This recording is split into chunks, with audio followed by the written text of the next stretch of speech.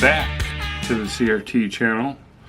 Thank you for checking in with us. I have just a short video for today. My camera's crooked. Is that a little bit better? Is that a little bit better? I'm not sponsored by Jugs. I just, that's why I'm leaving my hat up. Just to cover my ugly gray hair. Anyways, I have a special custom built valve body here for a guy who I race with. And he's also a fellow YouTuber. His name is Shane Pulido, and his channel is Daily Slant Garage. Some of you guys may know him as Professor P. A very smart guy.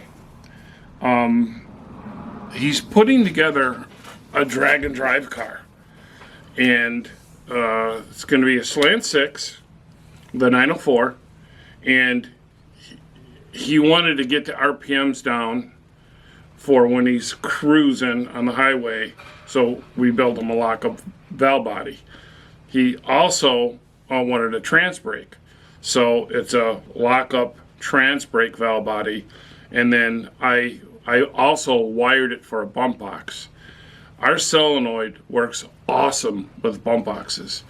A bump box, for some of you guys that may not know, if you've ever watched Street Outlaws and you see the cars stage and they bump in and out real violently or real hard, like that is it's a little electronic box inside the vehicle that has another button, and when you press that button, it takes away the grounding circuit for the trans brake.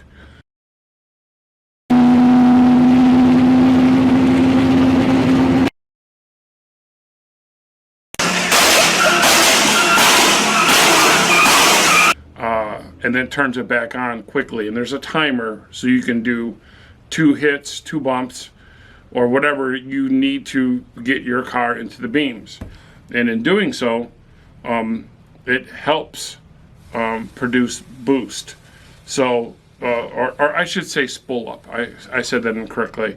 It'll help it spool up quicker. So when you boost it, what you're doing is you're taking the trans brake off and then on, off, then on, very, very quickly. But every time it goes into a free rev and the car moves an inch and then it locks back down, that allows the spool up to create more boost while on the line. So this turbo, this will be a turbo car that Shane's gonna have on a Slant 6, so it should be pretty cool.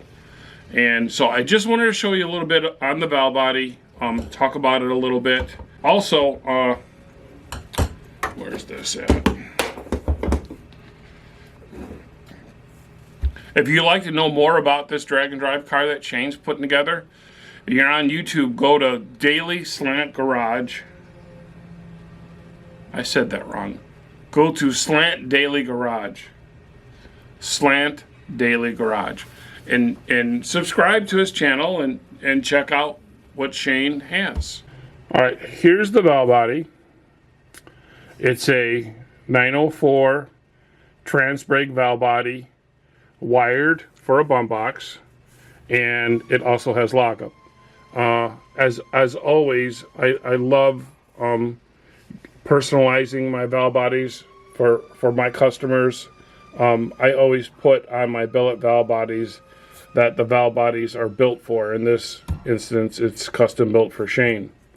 I also decided to put his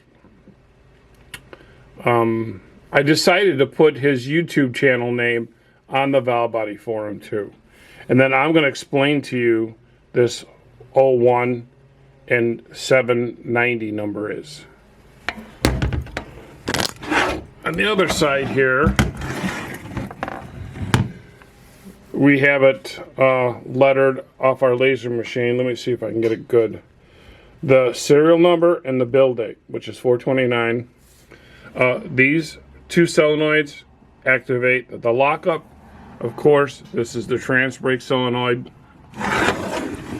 And this is my wiring for the trans brake is right here. So how I wired up for a bump box.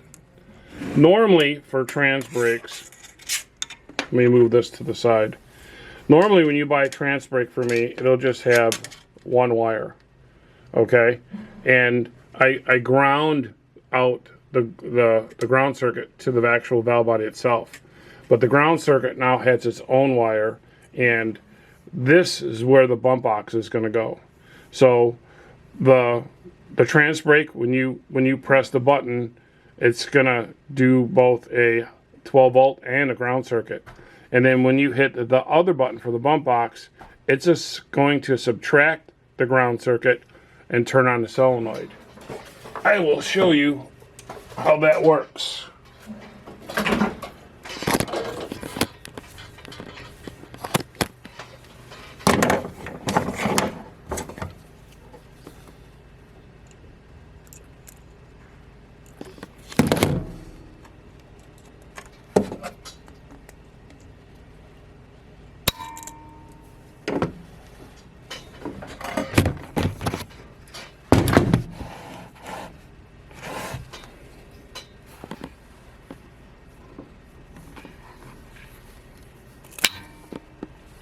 This is going to be hard for me to do, to hold the camera and show you at the same time. But as you see, the trans brake has the 12 volts is the red one, and this one here's the ground.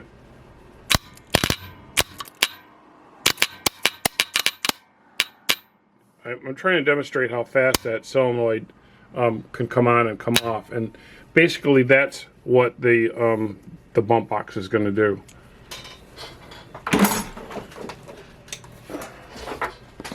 It's going to shut the ground circuit off because the ground circuit travels quicker through the wires than the 12 volt does.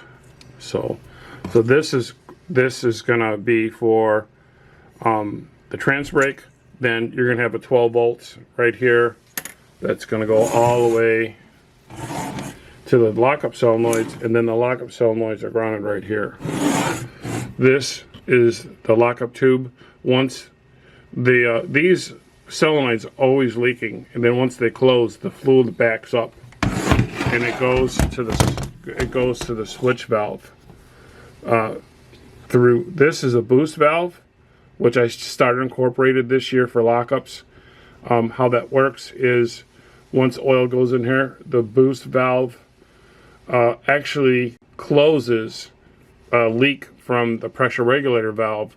And so and then when the switch valve applies, which is right here, it'll go into lockup and boost. And the pressure will go up like 15 to 20 psi at the same time, which helps it give a firmer lockup. I also increase this hole size just a little bit more. That helps the oil get out for a firmer lockup. So I wasn't really too crazy about having all these connectors. Shane may have a pass-through connector that has multiple leads. Then he can just unplug these and plug them in. But if not, I'm going to suggest to Shane that you put these two towards the rear of the case as normal. So you know those are for the trans brake. And then take this one and put it up on top, like just in front of the cooling line. So you know that the lockup will always be by itself, and then the trans brake will be over here on the side. Imagine the case being here. These can be hooked up either way. The polarity doesn't matter. So the valve body will have a trans brake. He did not get clean neutral, which you need a special shifter for. You could get that. He also didn't get the second gear launch, which I don't think you're going to need unless you're in a no prep situation. So, but this is going to be cool for him. Now, one thing I'll let you fellas know, just as I will let everyone else know.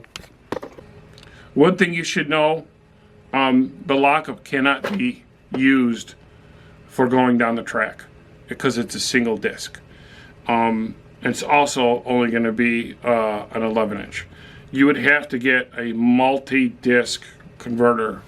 You'd have to get a multi-disc converter in order to use the lockup going down the track. And it's not the capabilities of the valve body. The valve body will turn the lockup on no matter what. It's the capabilities of the torque converter. So that's the valve body.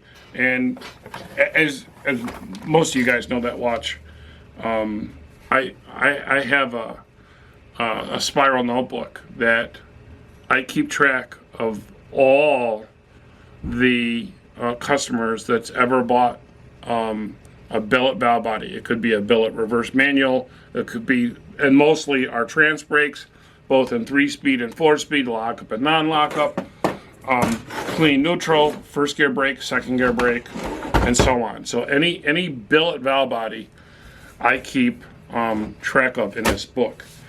I do not keep track of the other valve bodies. I mean, right now there's almost 800 valve bodies listed in here since I started it, and the date and the customer's name and what they bought. And I want to show you folks something in the book. So here's my valve body book, and as you open up the very first page, you will look on 3/17/2016. Shane Polito, I hope I spelt that right in the book, bought a 55X1 valve body, and it was the first one. So Shane has the very first trans brake that I sold to the public. It doesn't include the prototypes. It was the very first one. There's his name. The first page, the first customer, the first one. So that's what the 014 is on here. The 790 is the serial number to this one. So since he bought 2 valve bodies and he was the very first customer, I put 01 and then 790 on it for both of them. So as I was putting Shane's name in for valve body 790, it just so happens that on the very last page of this spiral book is Shane Polito's name. I put down 727 lockup, but it's a 904. Valve body number 790. So not only is he the first in the book, he is the last in the book. I mean, what are the chances of that happening? The first and last. And Elaine's going to have me a new book. I'm going to start a new book for this. When I was lasering the valve body, I saw myself, and I knew for a while I was on the last page, but it didn't click to me until I put his name, and I go, holy smokes, this is the last page, the last spot on the page. He was the first one to buy, and now till today, he's the last one in the book. So, make sure you go over to Slant Daily Garage and subscribe to his channel. He's really got some cool stuff over there. He's got a couple other cars that he's going to be doing. You'll see more on this car. And he actually rescued this car from Uncle Tony. I don't remember the name of it, but he's going to be racing that this year. So if anyone has got any other questions on lockup valve bodies, I don't have them listed for the 727 on my website, just because there's no one out there that can make a converter worth of no one can make a converter. I've had 4 different converter people, and it's just not working. I had one guy who was making. I had to come in the office and put a fresh memory card in here because that one was full. So catch you on the next one. Thanks for watching, and more power to you.